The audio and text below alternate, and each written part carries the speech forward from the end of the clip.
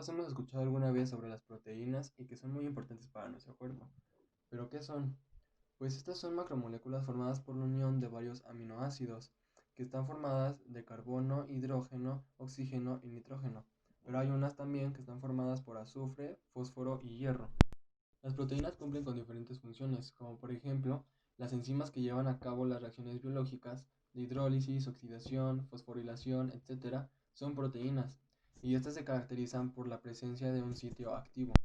También son compuestos de defensa, pues las inmunoglobulinas, por ejemplo, son proteínas que nos ayudan a combatir enfermedades infecciosas. Son transportadores, ya que la hemoglobina transporta oxígeno, la transferrina transporta hierro y las lipoproteínas transportan lípidos.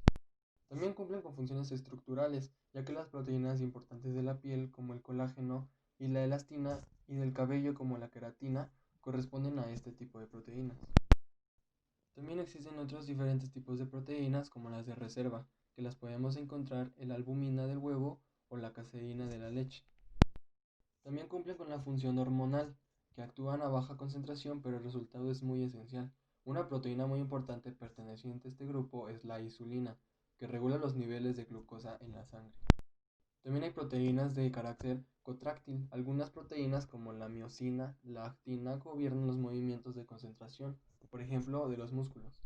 Estructura de las proteínas. A partir de la estructura terciaria se originan proteínas globulares fibrosas.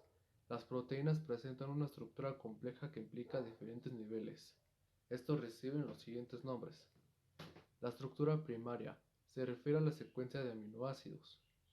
Estructura secundaria se refiere a las características conformacionales que adopta la macromolécula en virtud de la presencia de puentes de hidrógeno que determinan la formación de plegamientos locales y así dan lugar a hélices alfa o láminas beta.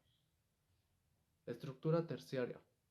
La presencia de más interacciones químicas entre los componentes de la macromolécula, por ejemplo puentes de sulfuro, interacciones hidrofóbicas, propician un plegamiento o enrollamiento aún mayor, que determina la denominada estructura terciaria, a partir de la cual se originan proteínas de glóbulos o fibrosas.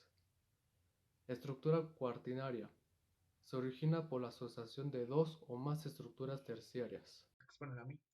Yo, en especial, voy a exponer sobre las características y la historia de las proteínas. La primera pregunta es, ¿qué características tiene que tener una proteína para ser llamada proteína?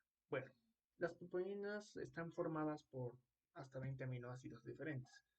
Los tipos y cantidades precisas de aminoácidos están ligados de forma covalente en una secuencia lineal. Esta secuencia está especificada por el RNA, el cual es generado por el DNA para esa proteína. Entonces, eso es uno de los importantes factores. Entonces, ¿cuál es la historia esencial de las proteínas? ¿Cuándo se descubrieron? Bueno, las proteínas se descubren en 1838 y hoy se sabe que son los ingredientes principales de las células y suponen más del 50% del secado, del peso seco de los animales.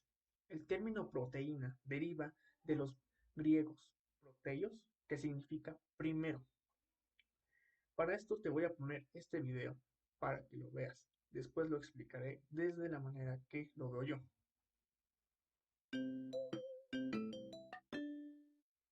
En 1950, Stanley Miller, un estudiante universitario, y Harold Urey, su profesor, simularon en un experimento las condiciones de la Tierra primitiva. Construyeron un aparato que recreaba el estado del océano y la atmósfera primitivos. Para la atmósfera primitiva, eligieron gases simples como metano, hidrógeno y amoníaco, que junto con el vapor de agua, al condensarse, ingresaban al océano con la lluvia. Agregaron además una fuente de electricidad, simulando las tormentas eléctricas que sufría la Tierra en ese momento. Comprobaron que en esas condiciones se formaron moléculas orgánicas simples, que dieron origen a las moléculas orgánicas complejas presentes en los seres vivos. Aunque quedan muchas preguntas por responder sobre el origen de la vida, el experimento de Miller y Urey transformó la especulación inicial en un hecho científico.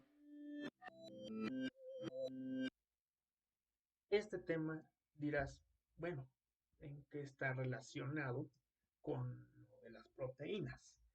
Bueno, Stanley Miller construyó un aparato en el cual, cerrado al vacío Miller, así se decía, eh, colocó metano, hidrógeno y amoníaco gaseoso, haciéndolo circular a medida que hacía pasar una descarga eléctrica de alta energía.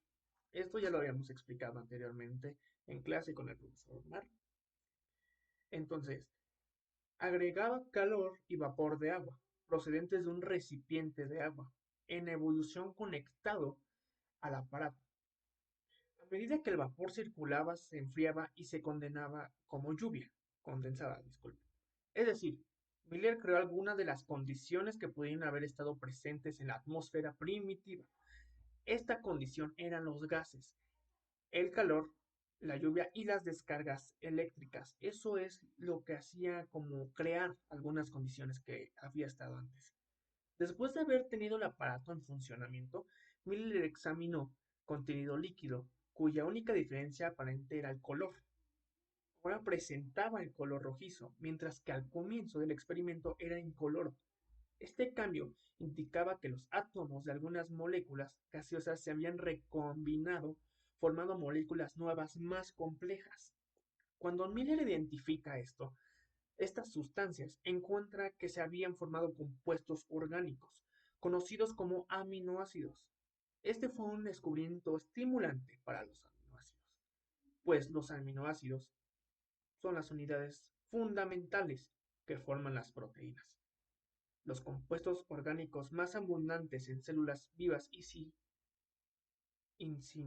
las cuales no es posible la vida. El experimento de Miller no probó que bajo las condiciones de la Tierra primitiva se hubieran formado los aminoácidos de esta manera, pero indica que pudo haber ocurrido un proceso similar en la atmósfera, de esta atmósfera primitiva. Esa es la relación entre las proteínas con el experimento de Stanley Miller, porque, como ya lo dije antes, esto se dice que pudo haber estado así porque se descubrieron un poco de aminoácidos y pues sabemos que los aminoácidos son fundamentales para que esté en la proteína. Ahora me toca hablar sobre qué tipos de proteína hay. Bueno, hay bastantes tipos de proteína. Primero que nada están las proteínas simples, proteínas conjugadas, proteínas solubles en agua, proteínas en ácidos y alcalos y proteínas insolubles en agua. Bueno, las proteínas simples son las proteínas globulares, esféricas y muy enrolladas. Las proteínas conjugadas con otros compuestos son las proteínas como las lipoproteínas, combinadas con lípidos, con glucoproteínas, combinadas con azúcares, y las comoproteínas combinadas con pigmentos. Además, según la eh, solubilidad, clasifica las proteínas de la siguiente manera, como las proteínas solubles en agua, que son las albuminas y las globulinas, y las proteínas solubles en ácidos, que son las glutelinas y prolaninas. También están las proteínas insolubles en agua, que son las albunioides. Bueno, esos son algunos de los tipos de proteínas que hay y que, bueno, que encontré también, porque pues encontré otra. ¿Qué pasa si hay lo escribí mal, deficiencia de proteínas? Bueno, la deficiencia de proteínas puede provocar muchas enfermedades. Una de ellas puede ser la anemia, que esto significa que perdemos peso. También está el problema de cicatrización de heridas, erupciones cutáneas y desmayos. Estos son algunos de los trastornos que se puede generar solamente por la deficiencia de proteínas. Por lo tanto, es innegable su importancia en una alimentación soluble y equilibrada, pero también hay algo raro, el exceso de proteínas. Esto puede generar bastantes cosas. Bueno, pues el exceso de proteínas puede volver más ácido el pH de nuestro organismo, y el exceso de proteínas también presenta riesgos para la salud, ya que puede producir una alteración en el pH del organismo, volviéndolo más ácido y provocando una sobrecarga en algunos órganos vitales para contrarrestar esa bajada de pH. Pero, ¿qué provoca entonces el exceso de proteínas? El descenso del pH trae alteraciones del en el metabolismo, así como las funciones hepáticas y renales, poniendo en riesgo también la salud de nuestros huesos, el aliento y el sudor. Además, que puede presentar un olor muy fuerte a amoníaco. Por mi parte es todo, espero y les haya gustado esto que es un video hecho por nosotros. Muchas gracias, hasta la próxima.